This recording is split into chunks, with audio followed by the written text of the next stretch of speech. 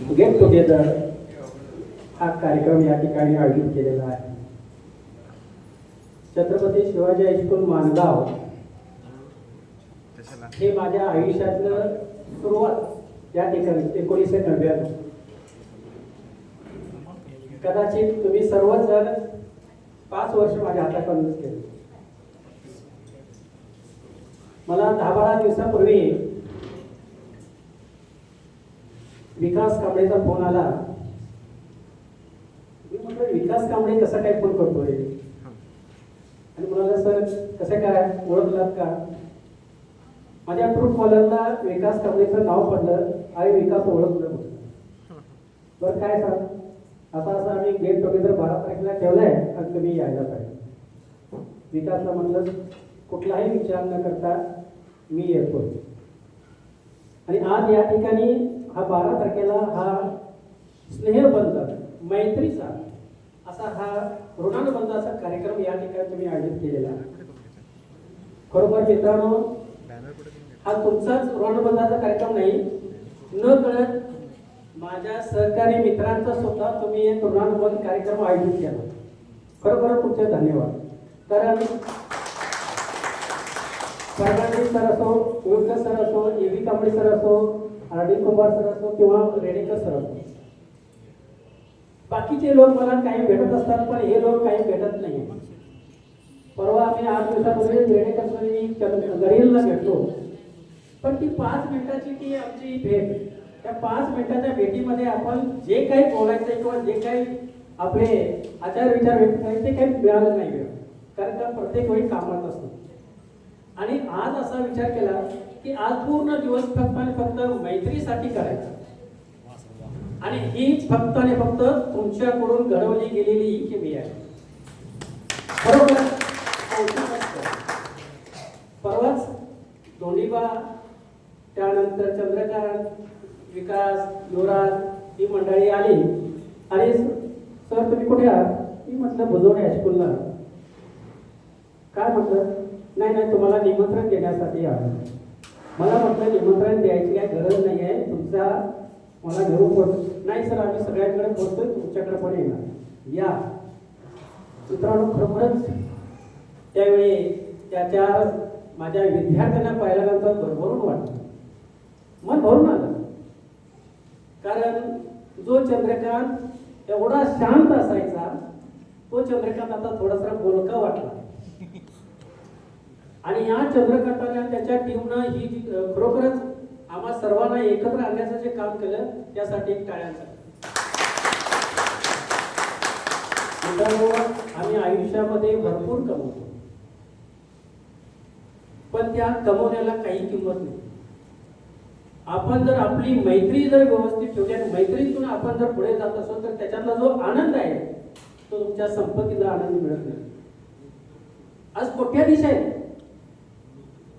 आता तुम्ही एक चित्रफित दाखवली, त्या चित्रफितमध्ये किती सुंदर अशी मैत्री दाखवली बघा. मित्रांनो, अशा प्रकारचं खाणं त्या ठिकाणी ठेवलं, पण त्या कुठल्याच मित्रांनी तिथं खाल्लं नाही, फक्त ती बोलण्यामध्ये गुंग झाली. म्हणजे या मैत्रीमध्ये तहानभूक हरवली जाते, अशी ही मैत्री. आणि या मैत्रीतून आपल्याला एकमेकाचे जे प्रसंग असतात ते प्रसंग सोडवले जातात. आणि यासाठी ही मैत्री असावी. मैत्री फक्त खाण्यासाठी, मैत्री फक्त पैसा मिळवण्यासाठी अशी नको आहे. मैत्री कशी असावी? अंतःकरणातून प्रेम व्यक्त करणारी असावी, आपुलकी निर्माण करणारी असावी. आणि आज खरोखरच आपण सर्वांनी या ठिकाणी तुम्ही जे दाखवलात ती मैत्री, ती खरोखरच एक आपुलकीची भावस्पर्श करणारी मैत्री. आणि माझ्यासारख्या व्यक्तीला हे खरोखर मन भावणारी मैत्री वाटते. मी 2004-5च्या या वर्षामध्ये गेलो आणि त्यावेळेस मला आठवलं, त्यावेळी सुद्धा मी तुम्हाला एवढं काही मारलं. मी अजूनही खरोखर सांगतो, मी जिथं जातोय ना तिथं काम करतोय त्या ठिकाणी मी तुमची नावं सांगतोय. मी या विद्यार्थ्यांना भरपूर मारलंय. मी माणगावात जसं मारलंय तसं मी कुठल्या शाळेत मारलं नाही. पण तुम्ही जी आपुलकी जी माझ्या दाखवला ती खरोखर असतो. कारण का आम्हाला त्यावेळी वाटायचं आम्ही मारल्यानंतर आमच्यापासून हे विद्यार्थी लांब जातात, पण नाही, जवळीक होते. कारण आता त्या विद्यार्थ्यांना समजते की आम्ही काय हे कळतं, हेच ओळखतो. आणि ज्यावेळी तुम्ही कुठे भेटताना, ज्यावेळी आमचे पदस्पर्श करतात, त्यावेळी तर फार वेगळंच वाटतं. आम्ही कमवलं तर हे कमवायचं आहे, आणि ते कमवण्याचं काम तुम्ही केलं नाही. आता काही राजू गावडे असेल, ते शेती करणारे आहेत, सांगितलं, मारुती असेल, त्यानंतर तुम्ही वेगवेगळ्या प्रकारच्या म्हणजे कंपन्यामध्ये आहात.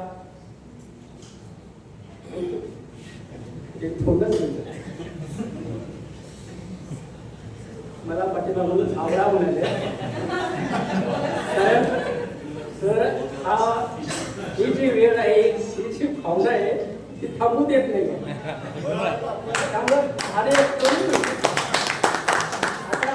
आजीसारखा विद्यार्थी कधी तोड उघडला नाही, पण आज यानं सुप्रसिद्ध एवढं सुंदर केलं, वाखाणलं. असे हिरे आम्ही निर्माण केलेत, हे आम्हाला. आता अर्चनानंतर आपली कहाणी सगळी उघडली. मित्रांनो बघा, प्रयत्न किती यशस्वी होत असतो. तिनं प्रयत्न सोडला नाही.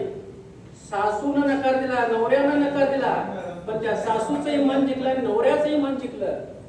मित्रांनो, ही शक्ती फक्त फक्त कशामध्ये आहे? प्रयत्न. म्हणून म्हटलं तर कोशिश करणे वालों की कधी हार नाही. आता आमच्या गृहिणी आहेत, आमच्या विद्यार्थी गृहिणी झालेले आहेत, पण त्यांनी सुद्धा गृहिणीचं काम एवढं चोखपणे पार पाडत आहेत ना.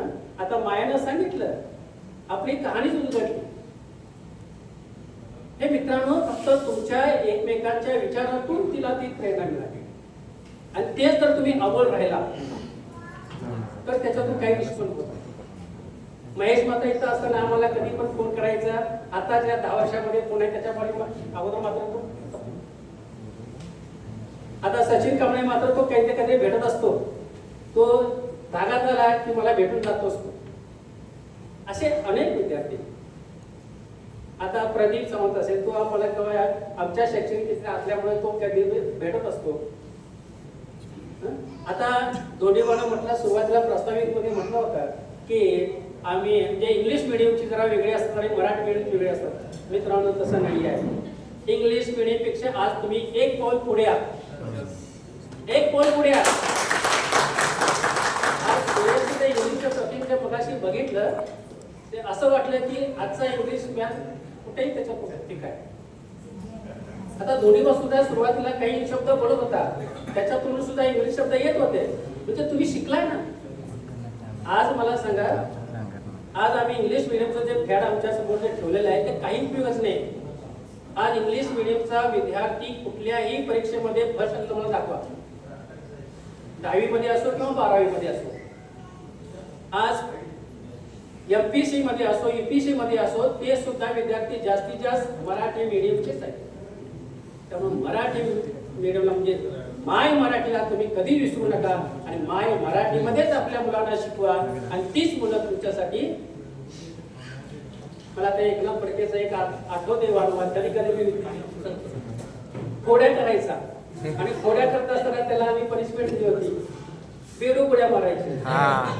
आठवत असेल तुम्हाला. आणि त्या ग्राउंड वरती 2-4 बेडू गोळ्या मारायला लावलं, बिचारा दुसऱ्या दिवशी आजारी पडला. हे सुचलं होतं, मला खरोखरच वाईट वाटलं. असे अनेक विषय आहेत. पण मित्रांनो, आता वेळ नाही आहे, बऱ्याच अजूनही बोलायचं बऱ्याच व्यक्ती आहे, पण तुम्ही आम्हाला या ठिकाणी बोलवलात, आमचा मान सन्मान केला, त्याबद्दल मी तुमचे मनस्वी आभार मानतो. फक्त एवढंच लक्षात घ्या की तुम्ही तुमच्या आयुष्यामध्ये जगत असताना आरोग्याकडे लक्ष द्या. आरोग्य हीच धनसंपत्ती. आम्ही पैशाच्या पाठीमागे, संपत्तीच्या पाठीमागे आपण जर धावत सुटलो तर आरोग्याकडे दुर्लक्ष असतं, आणि ज्यावेळी संपत्ती आपल्या हातामध्ये येते त्यावेळी मात्र आपलं आरोग्य साथ देत नाही. मग मात्र आपल्याला अर्धा कप चहा पचत नाही. मग मी म्हणतो, अशा व्यक्तीला भिकारी बनावलं. संपत्ती वापरूया, कोठ्या दिशा आपण, पण अर्धा कप आम्हाला जर पचत नसेल तर त्याच्यासारखा भिकारी कोण आहे? पण कुणीही आपल्या ठिकाणी असताना आपण कमी आहोत ही कमीपणाची भावना कुणीही बाळगू नका. तुम्ही तुमच्या ठिकाणी श्रेष्ठ आहात, तुम्ही तुमच्या ठिकाणी श्रीमंत आहात, ही भूमिका तुम्ही तुमच्या मनामध्ये ठेवा.